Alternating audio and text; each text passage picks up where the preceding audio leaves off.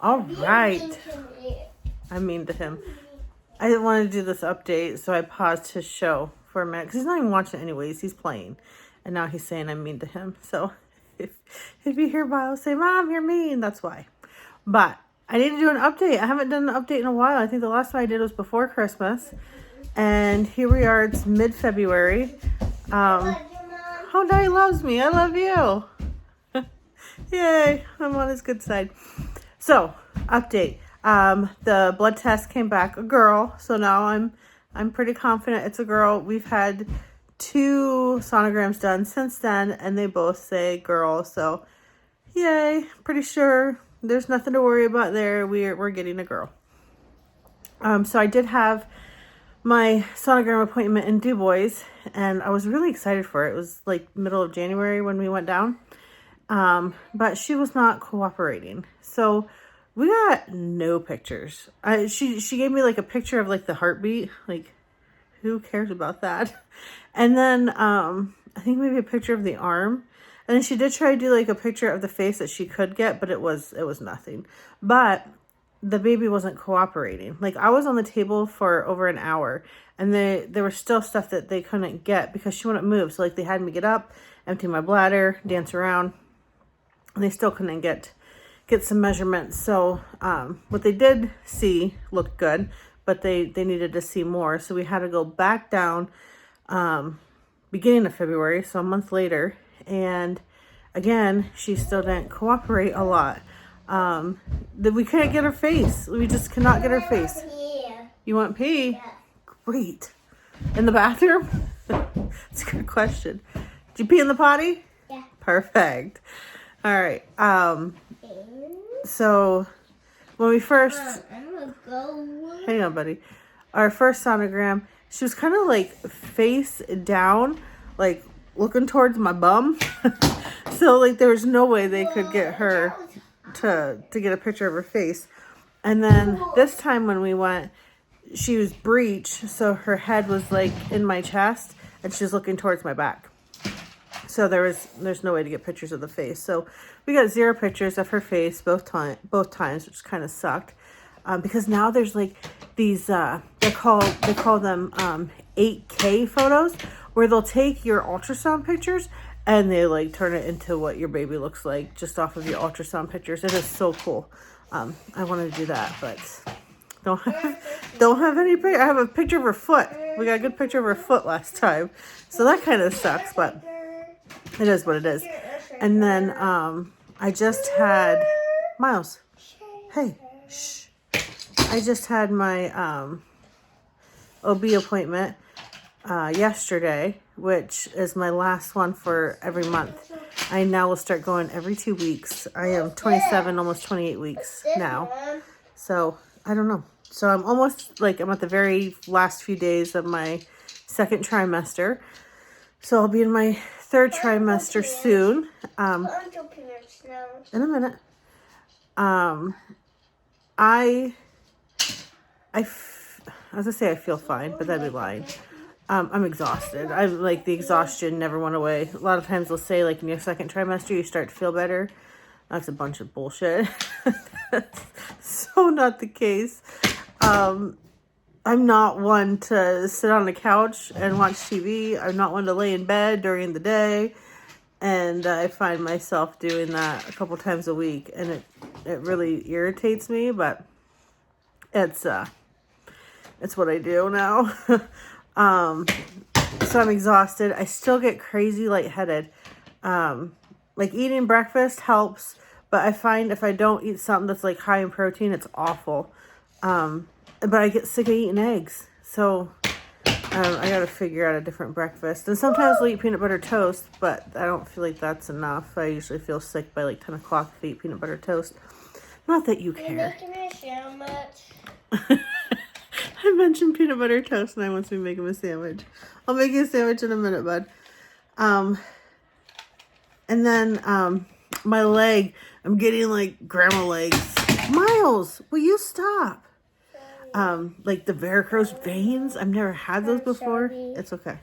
Now I feel like I am really old because I'm getting varicose veins. Hi, Miles. But yeah, so there's that. So the baby's still breech. When I went yesterday, she was still breech. We're not too concerned about it yet because she has plenty of time to flip. So at first, I'm like, cross your fingers that she flips. And then the midwife started talking to me about, why are you smiling? Having a C-section. And if she's not flipped by 36 weeks, then chances are she's not going to flip. So don't touch. A notification popped up and he swiped it away. So then we started talking about having a C-section and how that would go and stuff. And then at first I was like, I did not want a C-section. But then after talking to friends and reading group message groups and stuff, I'm telling you what, now I'm kind of crossing my fingers that I do get to have a C-section. And I know a lot of people probably think I'm crazy, but hear me out. And this is TMI. So if you don't want to hear about pregnancy and blood and nastiness, then don't listen. But this is my pregnancy vlog, and that's what I'm doing, is talking about pregnancy. And I want to stop. That's what I want this vlog to be about, so I can look back on it, because this should be her last one. If I jinx myself, I will be so mad. But anyways, so at first I didn't want a C-section because of recovery time. They like cut you open, and I didn't like the idea of like not getting to hold the baby right away. And like after vaginal birth, I'm like up and I take a shower within a couple hours. Like, you know, I'm moving and I'm grooving. And I always thought with C-sections, like, you can't do that. You don't have the time with the baby. You got to stay in bed. Recovery is awful. And I know recovery would be harder with a C-section than vaginal. But then I was talking to people, and like other people prefer C-sections over vaginal. And I'm like, are you crazy?